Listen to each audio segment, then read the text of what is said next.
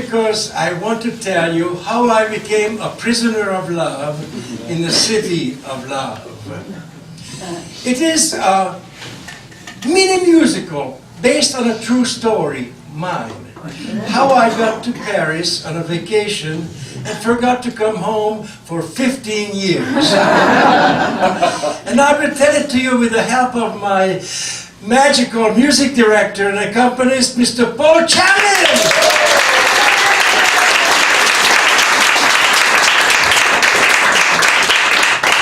You may think of this as Ivan's Les Miserables. And for the price of admission, you are getting both Hugh Jackman and Anne Hathaway rolled into one. But first I would like to tell you how I actually got to Paris. This is a sort of a prequel. Imagine this. A long time ago, in a galaxy not very far away, a little boy was born in a tiny country called Hungary. And this country was surrounded by these masses of concertina wire, all barbed and trapping the people behind what was called the Iron Curtain. And these people lived in the shadow of an evil empire, the Soviet Union.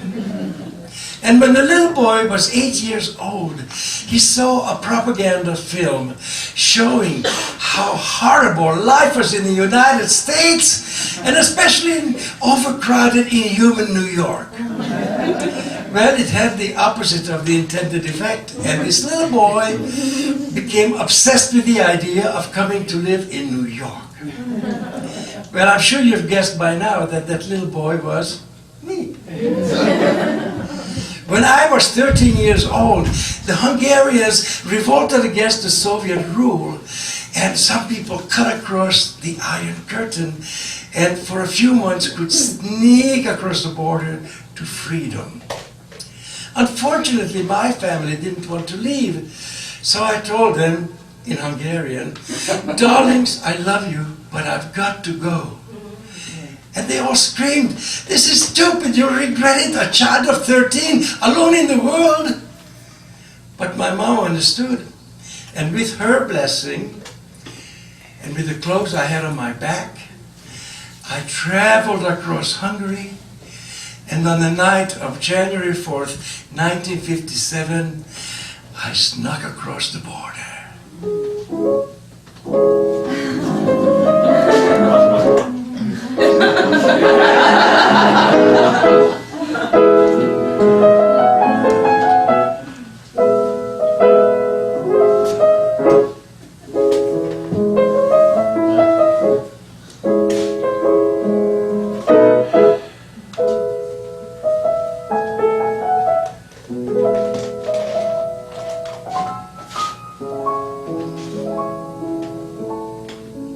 But instead of finding freedom, I found myself in a refugee camp near Vienna, Austria.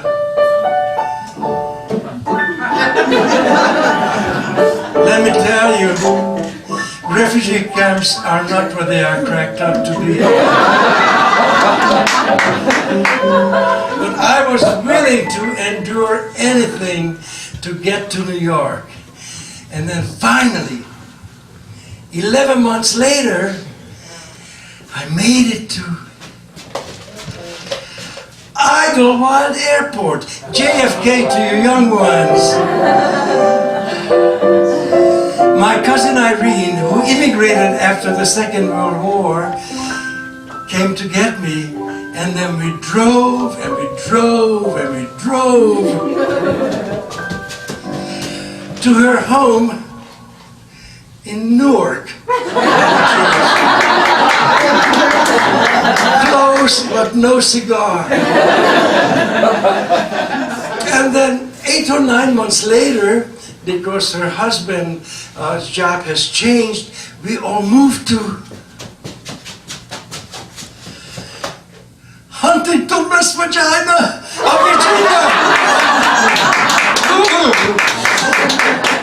It was so terrible that after 8 or 9 months we moved back east.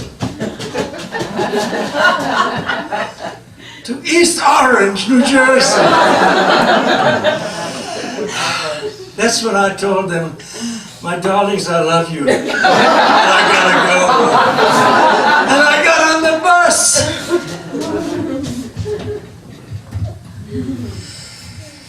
In June 1959, I was in New York.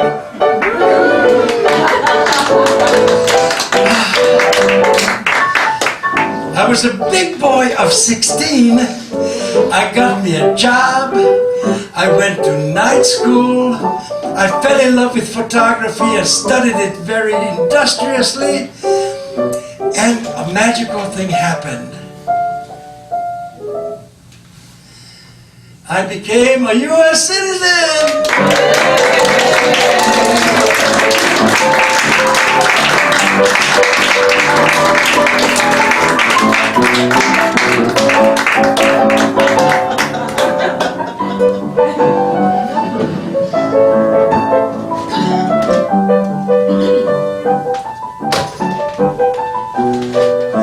By the time I was 20, I was a real New Yorker. I had a day job and took the subway every day. And a real American, an entrepreneur. I had my side business as a weekend photographer. Oh, it was the height of the Vietnam War, and I was eligible for the draft. Well, dodging the draft was not in my vocabulary. In my culture, if you were born a boy, you did military service. So I did what I usually do when I'm afraid of something. I went ahead and did it. And I enlisted in the U.S. Army.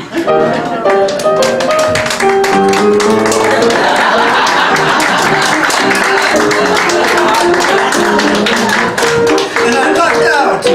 I was not sent to Vietnam, but to West Germany, where I spent the 3 years of my service. And at first I was in the heavy weapons infantry, very butch. But somehow I got myself a job at the division newspaper, and I did what I love best, photography. Now, over the years, people have often asked me, for a boy like you, in the army, in the mornings, in the showers, was it hard?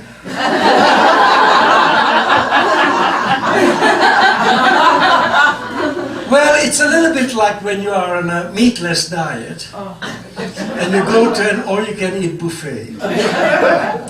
You don't touch the ham. You don't taste the sausage. You go straight to the salad bar, and you don't fantasize about dessert. But the perk of being stationed in Europe and getting discharged there was that we had a plane ticket home that was valid for a whole year. That meant I could bum around Europe for a while. And before I left for the army, I met a Frenchman named Jean, who said, if you're ever in Paris, just give me a ring and I'll show you around. So, obviously my first stop was going to be Paris. So I got ready for the trip.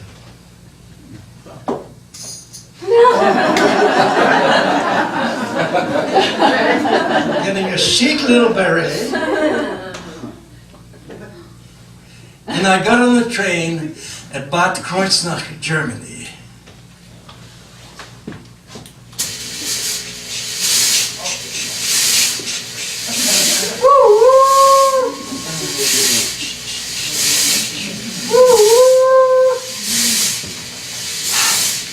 And on the morning of January 24th, 1967, I got off the train at the Gare de la Station in Paris.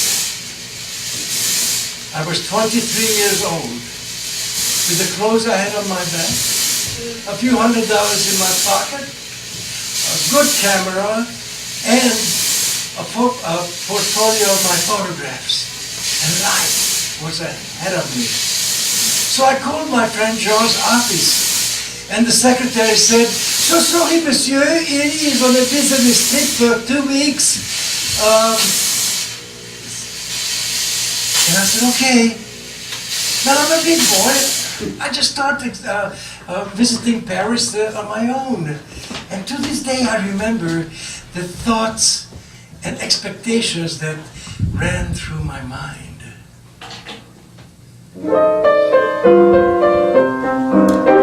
I'm blasé and very well traveled. I'm never too easily unraveled. I don't look askance at romance. As for public display of affection, I just gaze in the other direction. But that's hard to do when you are in France. In Paris, they kiss on the metro, they neck at Napoleon's tomb. It makes one feel dated and retro, with all those damn chestnuts in bloom. That those girls have such gold right in front of us all. Can they afford their own room? In Paris they pat on the paving, who knows what in an opera box. But they don't think they're misbehaving. All glares at them through their binocs. Although they're pursuing the stunts we were doing, only behind double locks, praying that nobody knocks. On the Champs-Élysées, on the Rue de la Paix, when they stop for a meal, when they storm the Bastille, a few tourists make lap where she squirms in his lap. But Parisians all yawn with ennui as they on the streets of Paree. They're so amorous on the buses, they sin on the cinema line. The natives don't make any fusses, they save their complaints for the wine. At Versailles on a tour, you become a voyeur of a sight you had not paid to see. And you're 12 miles away from Paree. In a bistro or bar or on top of a car, nothing's taboo in Paree. On a scooter for two, it is all voulez-vous, and vous may be 1, 2, or 3. You don't have to search. God, they do it in church. They even go down on one knee.